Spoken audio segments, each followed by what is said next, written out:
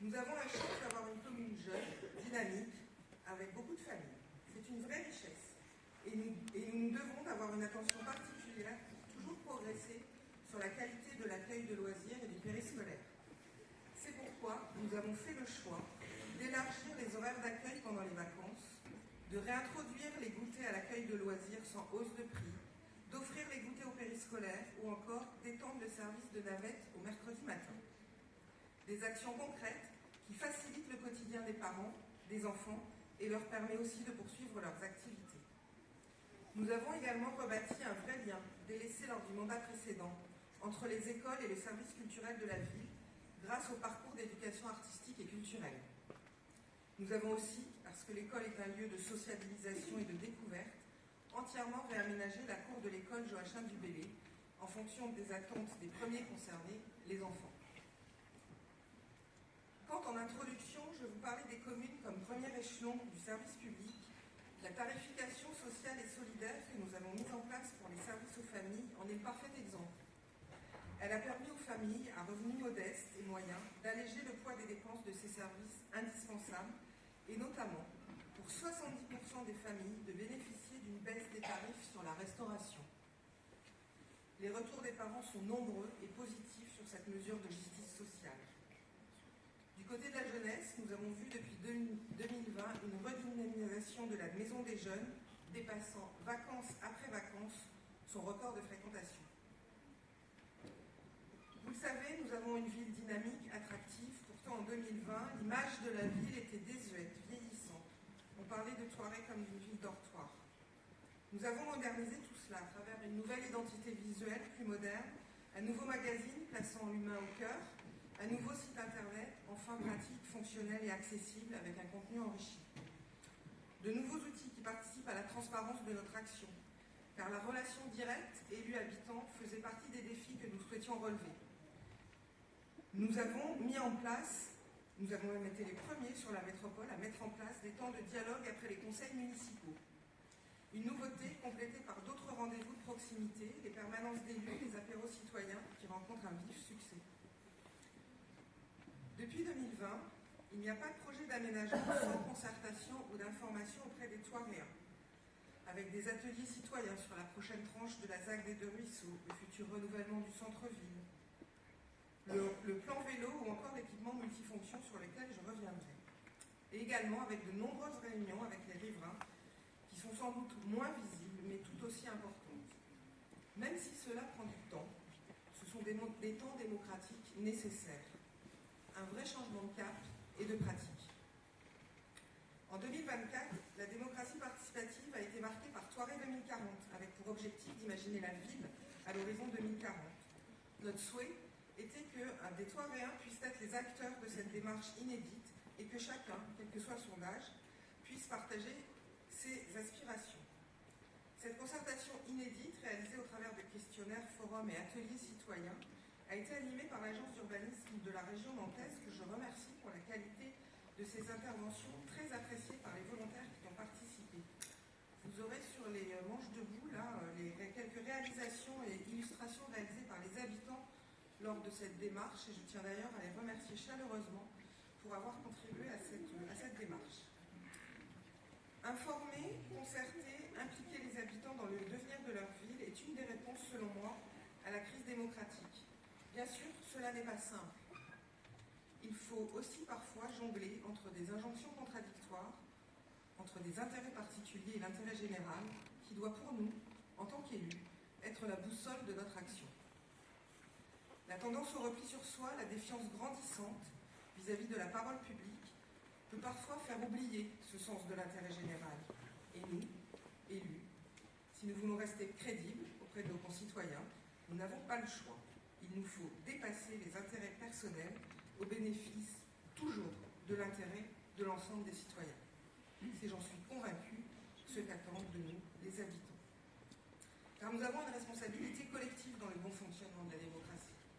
Chaque citoyen a son rôle à jouer, et notre rôle d'élu est de créer les conditions pour que chacun puisse participer à la vie démocratique locale, et pas seulement lors des élections municipales. À vous, habitants, d'agir en vous emparant de ces outils, en étant acteurs. Alors j'aimerais remercier tous les habitants qui donnent un peu de leur temps, malgré parfois une vie professionnelle bien remplie, des obligations familiales, voire d'autres engagements, comme il a été rappelé tout à l'heure, et qui sont venus participer à des ateliers, des réunions ou encore ont répondu à des questionnaires. C'est la preuve que l'intelligence collective à laquelle je crois profondément fonctionne. Si la démocratie est un des piliers de notre mandat, l'écologie et le développement durable en sont un autre.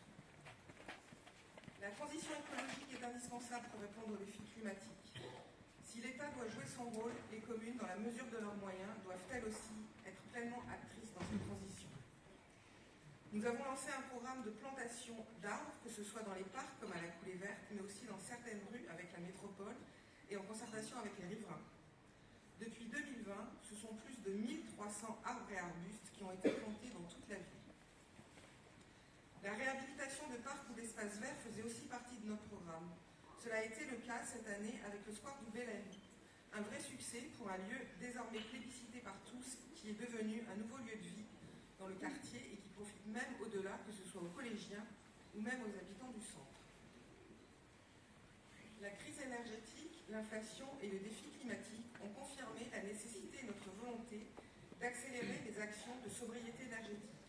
Nous avons mis en place en 2022 un plan de sobriété qui a permis de réduire la consommation d'énergie et permet de placer un peu plus Thoiry parmi les communes les plus vertueuses en matière de performance énergétique. Je parlais tout à l'heure de consensus au Congrès des maires de France sur l'importance de redonner aux communes les moyens de mener leur action. Il y a un autre sujet qui fait consensus entre nous, c'est la question du logement. Vous le savez, Thoiry et la métropole sont attractives. C'est une chance pour notre territoire. Mais nous manquons aussi cruellement de logement. En tant que maire, il m'est insupportable de voir des habitants, notamment en situation de fragilité, qui ne trouvent pas à se loger, avec un nombre de demandes de logement social qui explose. Thoiry compte moins de 16% de logements sociaux, alors que la loi nous en impose 25%. Aujourd'hui, il y a 400 demandes de logement social qui placent Thoiry en première position. Nous n'avons été en mesure de répondre qu'à 70 l'année dernière. Pourtant, malgré notre volontarisme, en moyenne, à peine 30 permis de construire sont signés chaque année, alors que le plan local de l'habitat de 2018 prévoit 80 logements par an sur Thoiry. Certains projets de construction avancent, mais pas toujours aussi vite qu'il le faudrait, pour loger des familles, des mamans solos, des jeunes actifs ou nos aînés. Je sais que la construction de logements est parfois un sujet clivant pour les habitants qui craignent de voir leur environnement changer. Pourtant, nous avons tous été un jour un nouvel arrivant. L'aménagement de la commune n'est pas seulement réalisé par la ville. C'est aussi grâce à l'action de Nantes Métropole que nous pouvons améliorer notre cadre de vie et nos déplacements. Il y a bien sûr l'élaboration du plan vélo, sur lequel je reviendrai, mais il y a aussi des aménagements de voirie, notamment en matière d'accessibilité. Et puis, cet été, il y a eu la réalisation de la traversée piétonne de la Belle Étoile. Et au vu des retours très nombreux et positifs, je tenais à remercier la métropole pour cette réalisation. Je parlais de cadre de vie, un cadre de vie préservé et apaisé à Thoiry. Les incivilités existent comme partout, mais restent modérées, ce qui ne nous empêche pas de demeurer vigilants. Nous avons d'ailleurs instauré un conseil local de sécurité et de prévention de la délinquance qui regroupe les différents acteurs du territoire qui interviennent en matière de sécurité et de prévention de la délinquance. C'est un dispositif complémentaire de l'outil de prévention, participation citoyenne, que nous avons mis en place en partenariat avec la brigade de gendarmerie de Sainte-Luce et la préfecture, à travers un réseau d'habitants volontaires encadré par la gendarmerie, afin d'améliorer la prévention et la réactivité des forces de sécurité. Là encore, nous avons des citoyens impliqués que je tiens à remercier pour leur engagement. Mais rien de tout cela ne serait possible sans la brigade de gendarmerie de Sainte-Luce, avec laquelle nous avons des liens réguliers de proximité et de confiance, transparents et constructifs. Je tiens ici à remercier vivement l'ensemble de la brigade de gendarmerie de Sainte-Luce qui nous accompagne sur ces dispositifs, mais qui, bien au-delà, veille au quotidien à la tranquillité publique de nos concitoyens. Et puis la sécurité, ce sont aussi les déplacements. La ville est passée en 2024 à 30 km/h. à l'exception des entrées de ville, afin d'apaiser la circulation et sécuriser les déplacements. Une vitesse réduite pour une circulation plus douce, pour favoriser les déplacements à pied ou à vélo. Que serait une ville sans animation, sans événements culturels, sans clubs sportifs, sans vie associative? Depuis 2020, nous avons créé des nouveaux rendez-vous pour dynamiser la ville. Nous avons développé la culture hors les murs, comme avec le festival de culture urbaine Playground, avec 3000 personnes, dont beaucoup de jeunes. Pour faciliter la culture, nous avons aussi, depuis septembre, rendu l'abonnement à la médiathèque gratuit. En 4 mois, plus de 400 nouvelles inscriptions ont été enregistrées, un vrai succès. Et puis, comment parler désormais de Thoiret sans penser au Thoiret Festival et à sa guinguette? Un lieu plébiscité où les Thoiréens aiment se retrouver pour prendre un verre, profiter des concerts. Un rendez-vous pour lequel les associations se mobilisent pour animer l'été à leur façon. Car il est aussi essentiel d'encourager et de soutenir la vie associative, véritable richesse pour le lien social. C'est pourquoi nous avons renforcé les liens avec les associations afin de construire ensemble un nouveau cadre de partenariat pour mieux les accompagner de manière désormais équitable et transparente.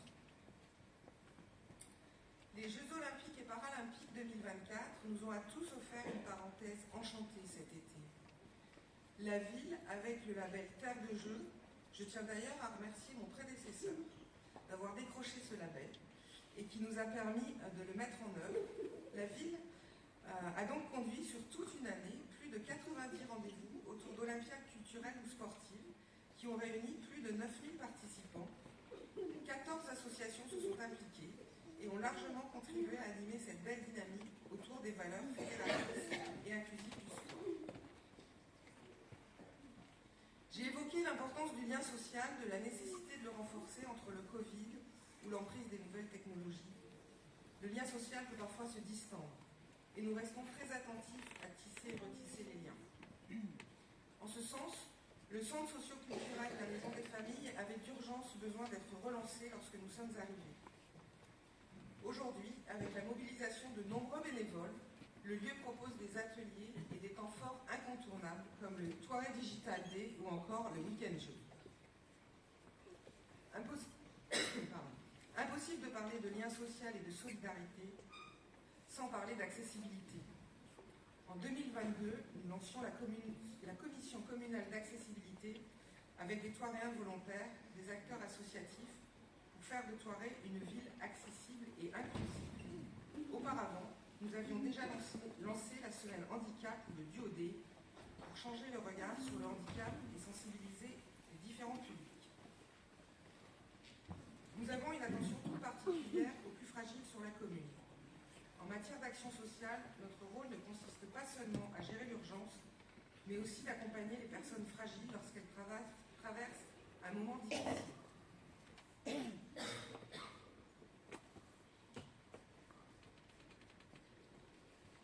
Nous avons fait le choix de renforcer et professionnaliser l'équipe du CCAS.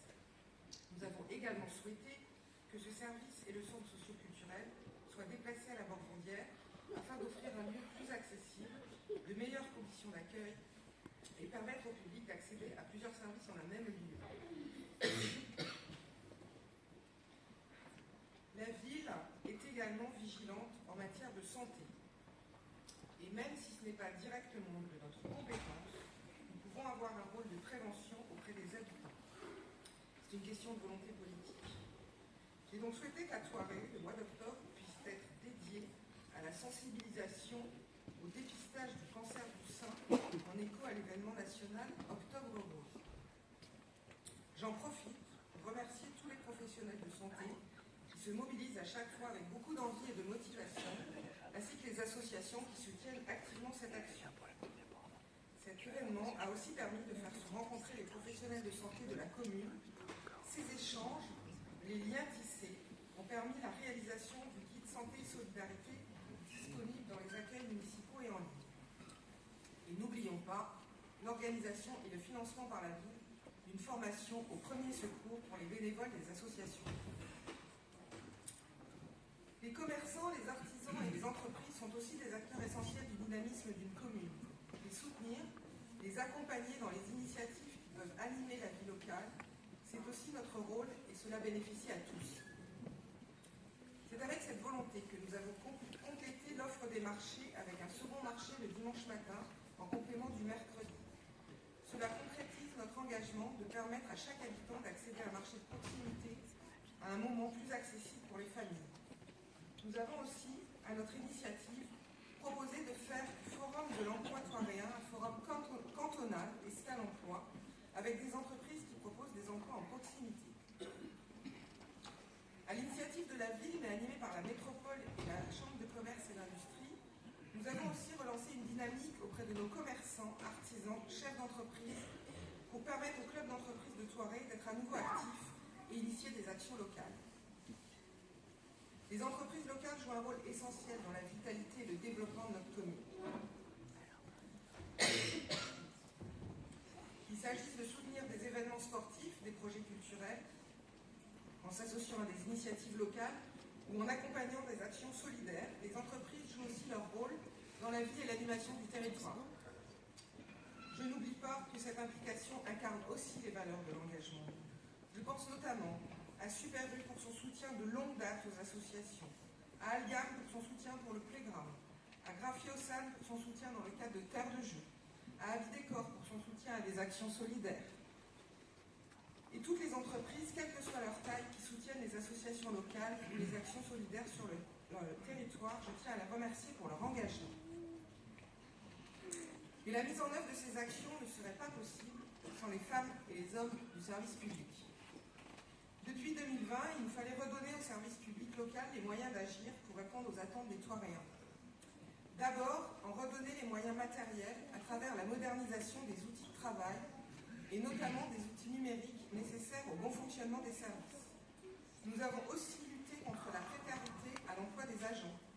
Nous avons fait le choix de titulariser certains agents contractuels et pris la décision d'augmenter le temps de travail d'agents à temps partiel contraints, ce qui a permis à certains de retrouver un peu de pouvoir d'achat. Car il est important que les agents du service public puissent être justement reconnus pour leur mission en faveur de l'intérêt général. Une mission pas toujours évidente. Ils sont parfois, eux aussi, confrontés à l'impatience, l'exigence, voire la colère de certains habitants.